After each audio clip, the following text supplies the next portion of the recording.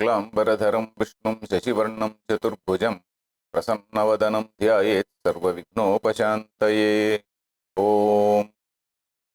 Dear friends, welcome to the Geeta. We were seeing the 37th shloka of the third chapter of the Gita. Third chapter is Karma Yoga. And we were seeing how Lord Krishna was telling about the role of Kama and Krodha. We have seen that earlier also he used two words, that is Raga and Dvesha. Raga and Dvesha are the same as Kama and Krodha. And this Raga and Dvesha, they were described by Krishna as Tauhyasya Paripanthinau. Paripanthi means highway robbers. You are on the path of spiritual knowledge. You are on the path of realization. And for a person who is on the path of realization, this Kama and Krodha, they are like the highway robbers. They hijack you. They abduct you and take away into some other pub or something else. Of course, pub is, I'm not saying pub is a criminal activity. It may be the stepping place for various other activities. So, Kama and Krodha, they are the Paripanthinau. So, Mahashano, we were reading this shloka, Kama Yesha, Krodha Yesha, Rajoguna Samudbhavaha. I was telling you the example of Vishwamitra and how the spiritual growth in Vishwamitra takes place. And what exactly is this Kama? Mahashana. Mahashana means it has endless appetite. It is never satiated. Whatever you give, it is still taking. I explained that word Mahashana. Mahashana means you give more and then more and more and more and more it takes. So that is the nature of Kama. That is, Kama is something which is never satiated. There is a saying, Najatu Kama Kamanam Upabhogena Chamyati. Like it is like fire. You put more fuel, it again burns with a greater fury. It burns with greater fury and it is able to eat more. It is able to devour more. You put more things, it glows and then it is able to devour more. So then Mahapapma. Mahapapma means that is highly sinful. It is something which is capable of, which can impel you to do various types of sinful activities. A person who is not guided by Kama and Krodha will not do the sinful activities. But a person who is guided by these two things, his mind gets disoriented, his judgment gets disoriented, and he may do various types of undesirable activities and also sinful activities. So that is Mahashano Mahapapma. Vidhyenam iha vairinam. Vidhyenam iha vairinam. These are the things which are vairi. Vairi means enemy. In fact, Kama and Krodha. In fact, Krodha is said to be a Pichachi. There is some interesting story of Lord Krishna. There is what is called a Krodha Pichachi. Pichachi means, the literal meaning of, the etymological meaning of Pichachi is Pishunam Atti iti Pichachi. Pishunam means the raw flesh. Pishunam Atti means that which eats raw flesh is what is called Pichachi. And what is the Pichachi in our country? It is not as though some Pichachi is there in this room unseen or something like that. Pichachis are our own notions of anger which are there in our mind. The moment I think of somebody, I become angry, furious. So that is a Pichachi, because that keeps eating me. Pichachi is something which eats me, which eats my flesh. My anger actually eats me. So that is what we have to understand. And that is the reason why when we talk about Rama and people like that, Valmiki says, Krodham aharayamasa. Krodha is not something which is built into him.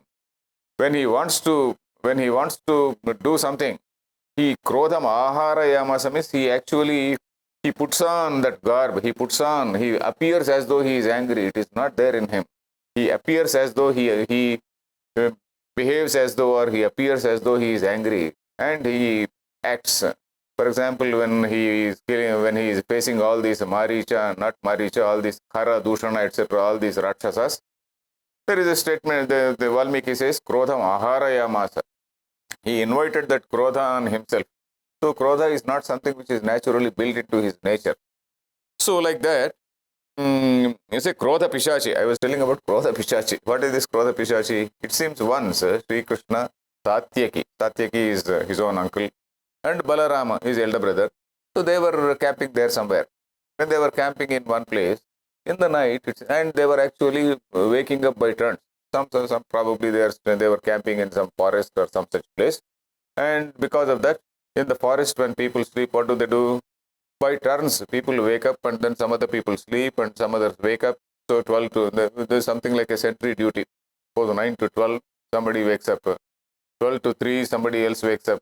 3 to 6, somebody else wakes up. So the turn duty, the first duty was that of Satyaki. So Satyaki was, when he was doing his duty, that Krodha Pishachi came. Krodha Pishachi, Krodham is compared to a Pishachi. For some reason he became very angry, let us say. Or Krodha Pishachi itself, for the purpose of story, let us think that there was a Pishachi.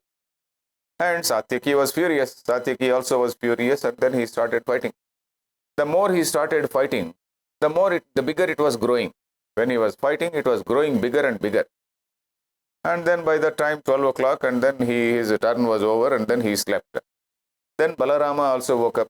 When Balarama woke up, there again Krodha Pishachi came. When Krodha Pishachi came, he also fought. Balarama himself is a very strong man. When he was fighting, that Pishachi was growing stronger and stronger. He also got tired, and at about 3 a.m. he also slept. Then again, next turn, Krishna woke up. And in the turn of Krishna, again that Krodha Pishachi came. And Krishna is said to have very gently invited it, invited in that Pishachi, honored it, respected it, and talked in a very, very friendly way. That Pishacha was behaving in a rude manner, but still Krishna was behaving in a very gentle way. And that Pishacha was becoming thinner and thinner and thinner, and it became very, very weak and ran away. So that Pishacha ran away. And these people, when they got up, then they started telling about their experience. And when Krishna also told about his experience, that I treated it so kindly, so gently, so that the Pishacha ran away.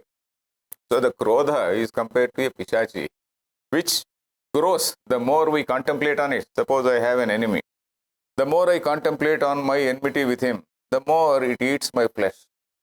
Suppose I forget about it.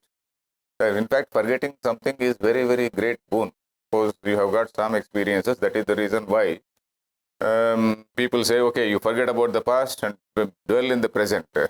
Dwell in the present. Why? Because you forget about all those things, unnecessary things.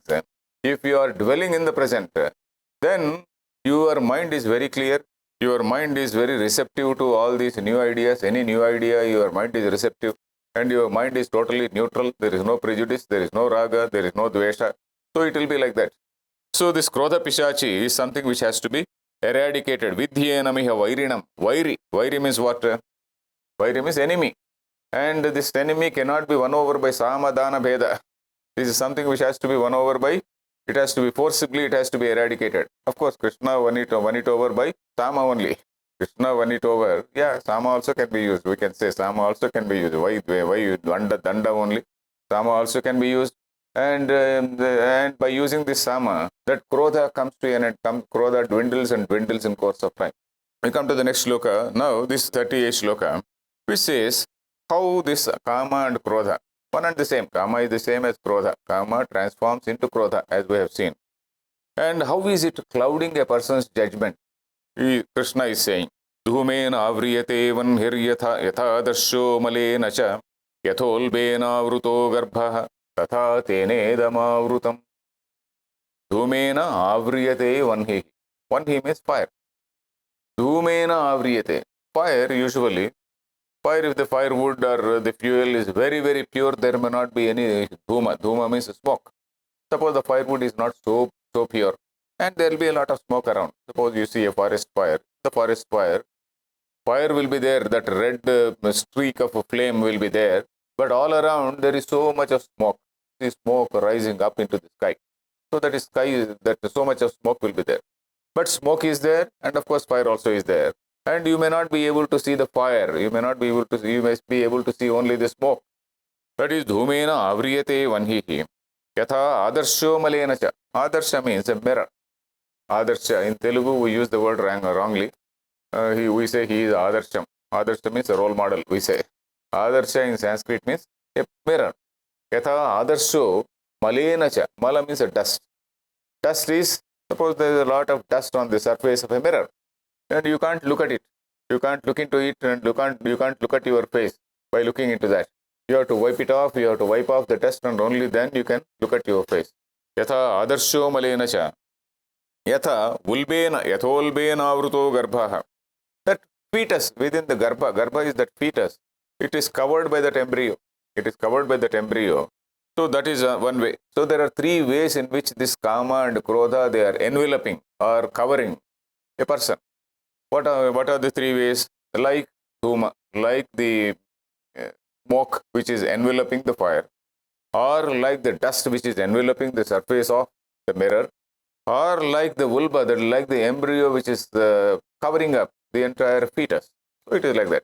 So these are, if we see carefully, these are three different degrees.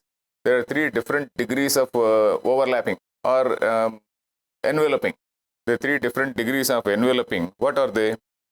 The first thing is the smoke. The smoke is there, but fire also is there.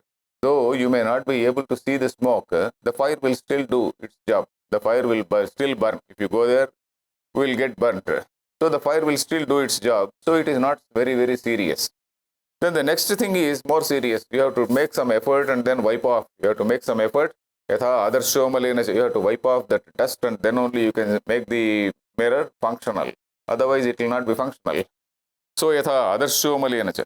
Then yatha vulbena avruto garbha. Then this womb, that is not womb, that is fetus, which is there in the womb.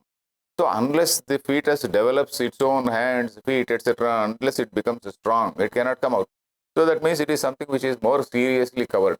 It is more seriously covered, more thoroughly covered, and it has to make efforts to come out. So different degrees of impediments. So the different levels are different degrees in which this ajnanam, this kama and krodha, they are impeding the movement of a person who is on this spiritual path.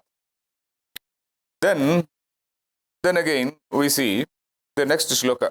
Then he says, Avrutam jnanametena jnanino nityavairina kamarupena kaunteya dushpurena analena cha. He says, Avrutam jnanam etena jnaninaha nityavairina. So then this kama and krodha are enveloping. What are they enveloping? They are enveloping our jnanam. Jnanam is, okay, not necessarily Brahma Jnanam. Brahma Jnanam, it is at the highest level. Right now, our ability to think, our ability to think in a very rational way, our ability to think without any raga dvesha. Because raga and dvesha, they are actually enveloping. When they are enveloping our thinking, when they are clouding our thinking, they are also naturally clouding our judgment. When our thinking is wrong, when can you take a right decision? You can take a right decision when you have all the data in front of you, first of all. And then not only the data, you should have a clear mind. We should have a clear mind, and then my mind should not be having any type of prejudice, either positive or negative. Only then I can take a right decision. So when my mind is clouded by this, avrutam jnanametena, when my mind is clouded by this, then how can I take a right decision?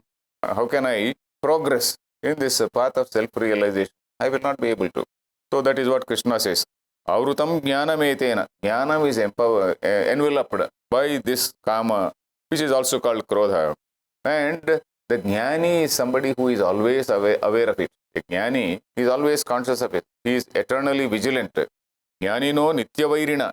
For a jnani, it is a nityavairi. He is very much aware. Because a jnani also sometimes he may get tempted. He may get tempted to become angry. So for him, he is always eternally vigilant. There is a saying like eternal vigilance is the price of democracy, they say.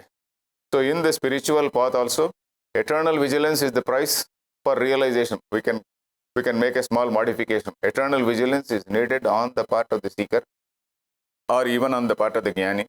The jnani, unless he is eternally vigilant, we have seen the story of, yesterday I was telling the story of Vishwamitra. So unless he is eternally vigilant, he is swayed away by kama and krodha. So he becomes so vigilant and then he overcomes kama and krodha. So jnanino nityavairina. A jnani is always aware of it. Whereas what about an ignorant man? An ignorant man, he enjoys kama. When there is some temptation, okay, like somebody said, there is some English writer, what is his name? So that man said, when you face temptation, you yield to it. Yeah, Oscar Wilde, he seems to have said, when there is a temptation, the best way to overcome temptation is to yield to it. So that is something which is catchy, a very, very catchy statement. Some of these catchy statements, they make us go in the wrong path. The statements are quite nice. The statements are so catchy, so attractive that so we catch hold of those statements. And then we are guided by those statements for some time. So it is one such statement. So an ignorant man, he succumbs to it, he yields to it, and he is enjoying it. he is enjoying, and only later he realizes that it is actually an enemy. Because these things, when you are enjoying, at some point of time they lead to grief. When they result in grief, then naturally that man realizes, yes, this is something which I could have avoided even at the time. So a jnani, no, but a jnani, he is aware of it right from the beginning. And jnani, he is aware of the consequences. So he is called, what does he do? He is constantly vigilant. And that is the reason why it is said, jnani no nitya vairina. Kamam is something which is a nitya vairi, a constant enemy for a jnani. He keeps it away. Then kamarupena kaunteya, dushpurena analena cha, kamarupena kaunteya. This kama is something which is an enemy. That is the reason we see, for example, we see what is called the kama dahanam. What is this kama dahanam? A jnani does kama dahanam. What we can say here is, a jnani is one who does this kama dahanam. Not as though he totally abstains from sex and whatnot. Kama dahanam does not mean you should not have sex with your wife also. It doesn't mean that. Kama dahanam is that lustful nature should be avoided. In fact, Kama Dahanam also, in fact, on that day, we know that there is a festival called Kama Dahanam. On that Kama Dahanam, in fact, there is actually a Manmatha Puja also. There is a Manmatha Puja. You are inviting that Manmatha. There are certain mantras for that also. And with that, you are doing that puja. You are doing the Manmatha Puja. Of course, there is also the practice of burning away that Kama. And what is the meaning, overall meaning of it? That the kama which is according to dharma has to be there in our life. It is not as though you are totally rejecting kama. Dharma viruddho bhuteshu kamosmi bharatashrabha, says Krishna, the 10th chapter we are going to see. That is, kama which is in accordance with the dharma is my own nature, is my own self, is my own nature, he says. That means very honest, pious relationship, a very legal, honest, pious relationship is something which is permitted by dharma, which is encouraged by dharma, which is encouraged by law also. So something which is contrary to that, contrary to dharma, contrary to law, so that is something which is not the nature of, which is not divine.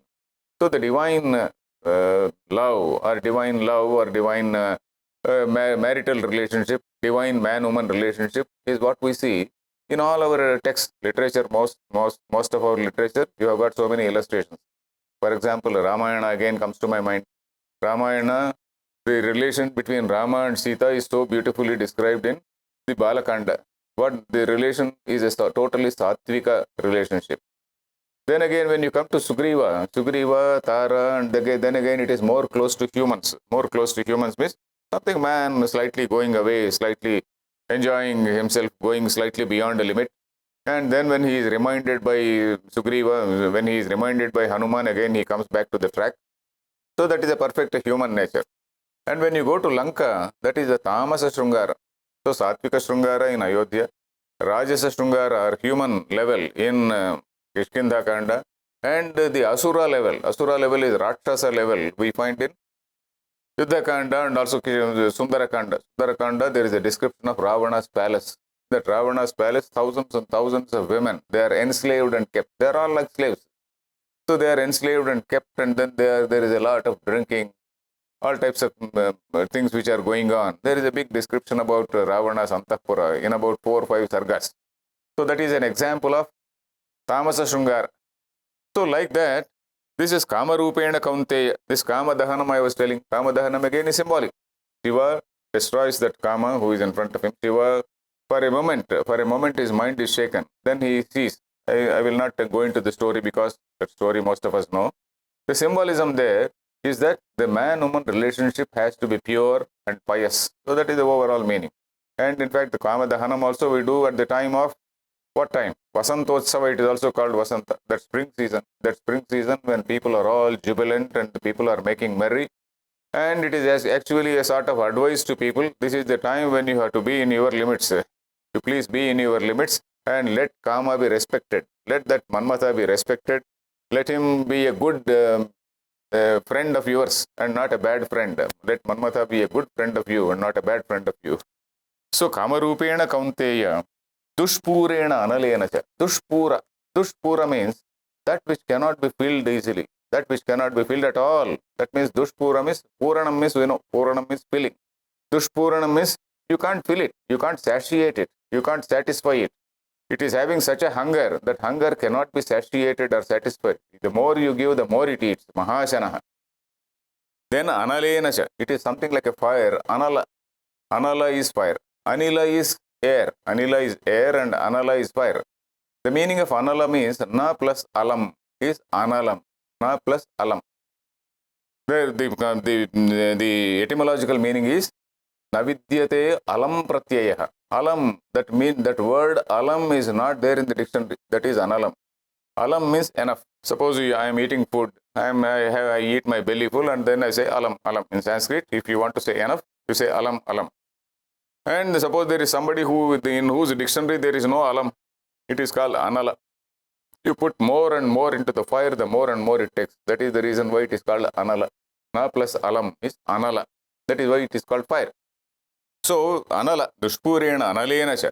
There is no question of satiating it. So, we'll see.